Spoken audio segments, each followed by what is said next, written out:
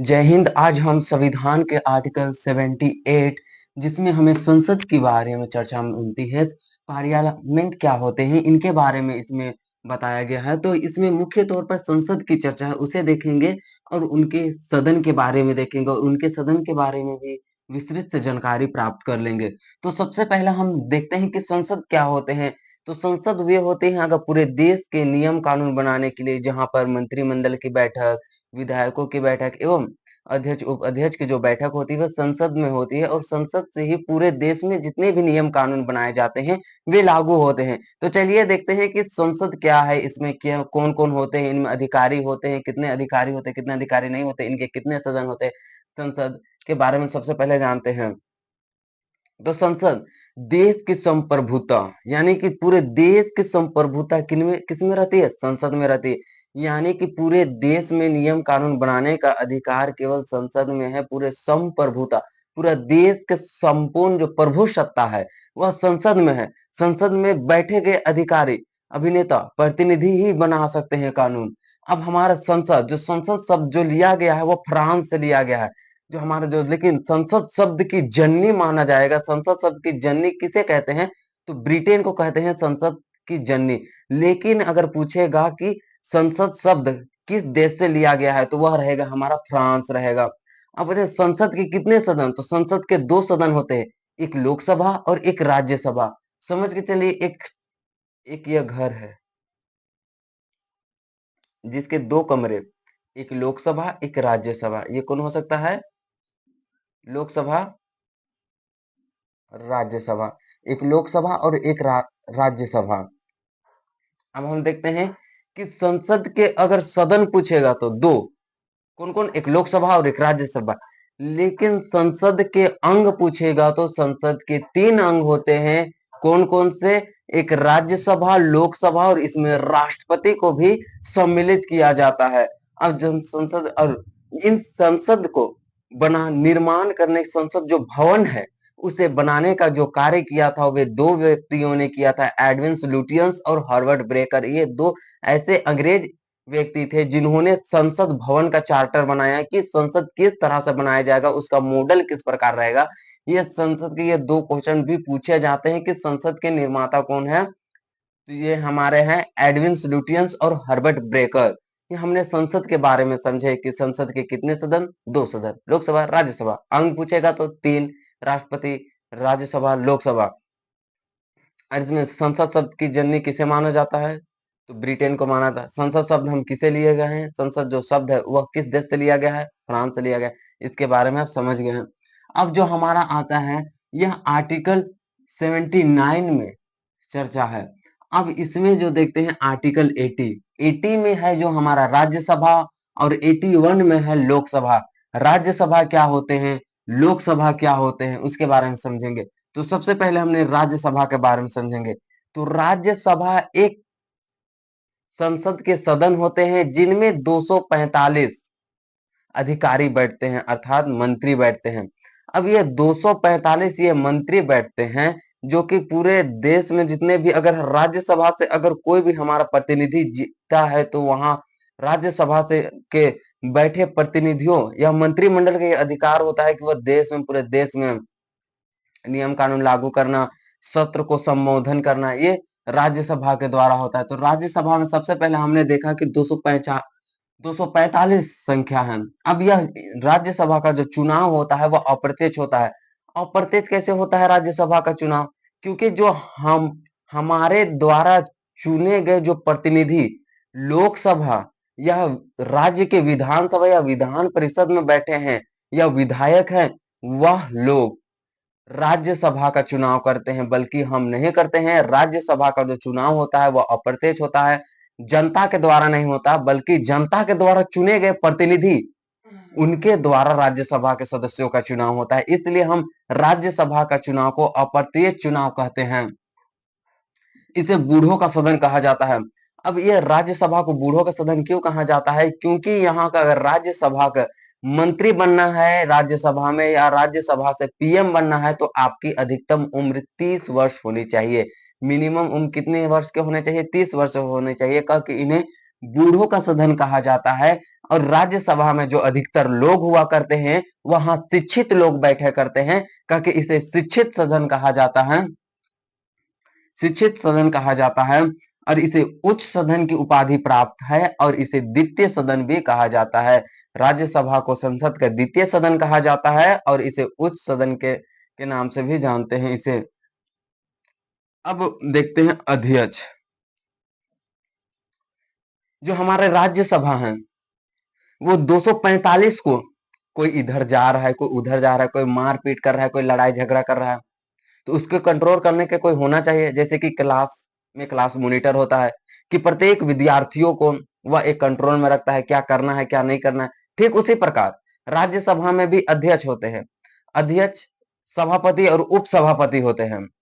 अधिकारी में सभापति और उपसभापति होते हैं, जो कि संसद के राज्यसभा में बैठे 245 मंत्रियों का वो दबाव में रखते हैं कि क्या करना है। अगर वे सभापति और उपसभापति को इतने पावर होते हैं कि वह अगर एक बात मंत्रियों को कह देते हैं तो उस बात का पालन करना अनिवार्य होता है, नहीं तो उनको फेंकने के लिए एक होते हैं मार्शल, उनके साथ एक सहायक मार्शल जिन्हें कहते हैं, वह अधिकारी उसे उठा के राज्यसभा से बाहर फेंक देंगे। तो इसलिए जो राज्यसभा के जो मंत्री होते हैं वे वहां के संसद के जितने भी संसद के सभापति और उपसभापति के बात को मानना अनिवार्य होता है।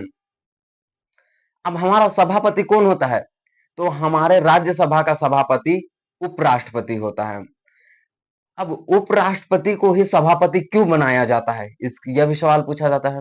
तो उपराष्ट्रपति को सभापति इसलिए बनाया जाता है क्योंकि जब राष्ट्रपति का पद खाली होता है तो उसमें उपराष्ट्रपति बैठता है। उतना तक उपराष्ट्रपति का भारत देश में कार्य करने के लिए कुछ काम नहीं रहता, जिस कारण से उसे वह फ्री में वेतन तो नहीं देंगे, फ्री में बड़े बड़े बंगला गाड़ी यह सब देना उनके लिए अनिवार्य नहीं है। तो भी अगर हम कह सकते हैं कि उपराष्ट्रपति जो होते हैं इसीलिए उसे राज्यसभा के सभापति बना देते हैं कि आप जब तक उस राज्य के सभापति रहिए तब तक राष्ट्रपति को कुछ उनके काम दूसरे काम में ना जाना पड़े। जैसे कि वे शादी चल जा रहे हैं, विदेश दौरा में चल जा रहे हैं, तो भारत को संभालेगा कौन? तो उस स्थिति में उपराष्ट्रपति होंगे। और कहीं पे उनके बेटी हो रही है तो बेटी होने वाले हैं तो वहां पे वो चल जाएंगे अपने वाइफ की सहायता करने के। तो इस स्थिति में हम उपराष्ट्रपति को देश के राष्ट्रपति घोषित करते हैं कुछ दिनों के लिए, कुछ दिनों के लिए, जब तक कि राष्ट्रपति वापस अपने पद पर ना आ जाए। तो अब क्वेश्चन में आप पूछेंगे कि अब उपराष्ट्रपति राज्यसभा के सभापति होता है, तब उपराष्ट्रपति राष्ट्रपति का पद ग्रहण कर लेगा, तो राज्यसभा के सभापति होगा कौन? बाद में दम। तो उपसभापति क्यों रखा जाता है? उपसभापति इसलिए रखा जाता है जब सभापति अपने राज्यसभा में उपस्थित ना हो तो उस पद पर हम उपसभापति को नियुक्ति करते हैं। तो अब हमारा कहां चल गया उपसभापति? अब कौन होगा? तो उपसभापति वे लोगों को कहते हैं जो कि पूरे 245 में से जो सबसे वरिष्ठ अधिकारी होते हैं उन्हीं में से एक को उपसभापति चुन लिया जाता है। तो आप समझ गए हैं कि सदस्य और उपसभापति क्या होगा। इसमें से पीएन बना जा सकता है, इसमें से भी हम राज्यसभा से भी चुनाव लड़ सकते हैं और इसमें से भी प्रधानमंत्री का पद हम ले सकते हैं। लेकिन पूछेगा कि राज्यसभा का कार्यकाल कितना होता है? तो राज्यसभा का कार्यकाल अनंत होता है, वह उसे कभी भंग नहीं किया जाता। लेकिन पूछेगा कि राज्यसभा के सदस्यों का कार्यकाल कितना होता है, तो अब आपका आंसर होगा 6 साल राज्यसभा के सदस्यों का कार्यकाल होगा। लेकिन राज्यसभा का कोई कार्यकाल नहीं होता, उसे कभी भंग हम नहीं कर सकते हैं और इसे हम अस्थाई सदन कहते हैं। अस्थाई सदन इसलिए कहा करते हैं क्योंकि यह राज्यसभा को कभी भंग हम नहीं कर सकते हैं, ना तो कभी भंग किया जा सकता है, चाहे वह भारत में राष्ट्रपति आपातकाल ही क्यों ना लग जाए, चाहे वह कितने बड़ा ही संकट क्यों ना हो जाए, लेकिन राज्यसभा को भंग करने की शक्ति किसी के पास नहीं है। इसलिए इसे हम अस्थाई सदन करते हैं, यह हमेशा के लिए रहते हैं। तो आपने समझ गए हैं कि राज्यसभा की जो चर्चा है आर्टिकल 80 में है, इसमें क्या क्या सदस्यों के लिए नियम कानून बनाए गए हैं, इसमें सदस्य बनने के लिए क्या उम्र चाहिए, क्या निर्धारित करें, इनके बारे में हम समझे। अब हमारा जो आता है वह हम देखते हैं 81 लोकसभा। अब लोकसभा में क्या होते हैं, जिस प्रकार संसद का एक अंग नहीं, संसद का एक सदन राज्यसभा होता है, ठीक उसी प्रकार राज्यसभा लोकसभा भी संसद का एक अंग होता, एक सदन होता है। तो सबसे पहले हम देखते हैं कि राज्यसभा में जो संख्या है वह 545 है, नहीं सॉरी सॉरी, राज्यसभा में 245 है, लेकिन अगर हम लोकसभा में देखें तो यहाँ की जो संख्या है वह 200 नहीं 545 है। अब लोकसभा की जो संख्या है वह 545 क्यों है, तो क्योंकि वो अधिकतर जो चुनाव होते हैं, जो प्रतिनिधि का जो चुनाव होता है वह लोकसभा के द्वारा ही होता है, इसलिए वहां 545 प्रतिनिधियों का चयन किया गया है। तो सबसे पहले हम देखेंगे कि अब राज्यसभा का नहीं सॉरी लोकसभा का कार्यकाल कितने वर्ष के लिए होता है। तो जो लोकसभा का जो कार्यकाल होता है वह 5 वर्षों के लिए होता है, और जो लोकसभा का जो चुनाव होता है वह प्रत्येक चुनाव होता है, अर्थात इसका चुनाव जनता के द्वारा किया जाता है, इसलिए लोकसभा के चुनाव को प्रत्येक चुनाव कहते हैं। वर्तमान में 2024 का जो चुनाव हुआ वह लोकसभा चुनाव था, जो कि जनता के द्वारा किए गए थे। आप सभी अपने गांवों घर में देख चुके होंगे कि अपने माता महिला अपने बड़े भाई बहन वोट देने के लिए गए थे। तो ये लोकसभा के जो चुनाव होते हैं वह प्रत्येक चुनाव होते हैं, इनके सदस्य का जो कार्यकाल होता है वह होते हैं 25 वर्ष होते हैं। अब आयु 25 वर्ष होते हैं। अब इसे ठीक उसी प्रकार जिस प्रकार राज्यसभा को कंट्रोल करने के लिए दो अध्यक्ष नहीं सभापति और उपसभापति की नियुक्ति की जाती है, ठीक उसी प्रकार लोकसभा को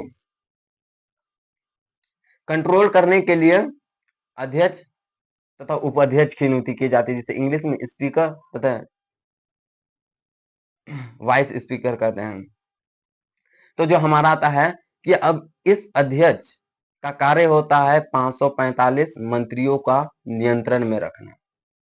जितने भी 545 मंत्री हैं उनको नियंत्रण में कंट्रोल में करने का कार्य किसका रहता है, अध्यक्ष का होता है। अब अध्यक्ष मंत्रियों को जो कार्य करने के कहेंगे वह करेंगे, यानी कि वह एक बार शांत हो जाए, साइलेंट साइलेंट के तो वह शांत हो जाएंगे। अगर नहीं लोकसभा के अध्यक्ष से किसी प्रकार के वह वार्तालाप या दुर्व्यवहार अगर वह करते हैं तो उन पर सख्त से सख्त कार्रवाई की जाती है। इसलिए अब हम जानते हैं कि जब अध्यक्ष का पद नहीं रहता है तो उस पद पर उप अध्यक्ष की नियुक्ति की जाती है। अब उप अध्यक्ष की नियुक्ति करने के पश्चात हमारा जो उपाध्यक्ष का पद है वह खाली हो जाता है।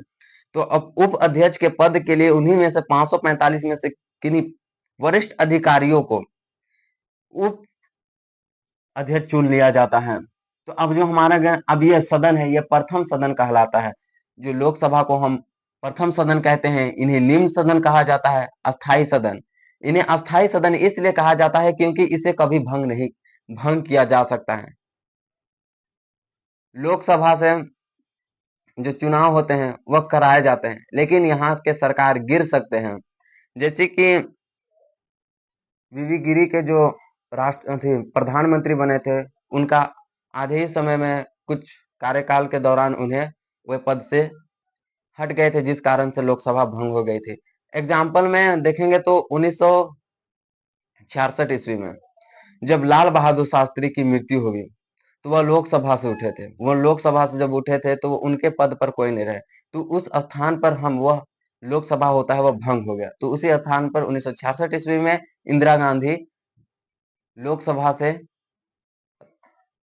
प्रधानमंत्री के पद पर बैठते हैं, भंग नहीं किया जाता। और इसे अशिक्षित सदन कहा जाता है। अशिक्षित सदन इसलिए कहा जाता है कि यहाँ लोकसभा में ज्यादा पढ़े लिखे लोग नहीं होते हैं, इसलिए इसे अशिक्षित सदन कहा जाता है। तो इसके आप एक बार स्क्रीनशॉट ले सकते हैं। आई होप आप सभी को अच्छे से समझ में आ गए होंगे।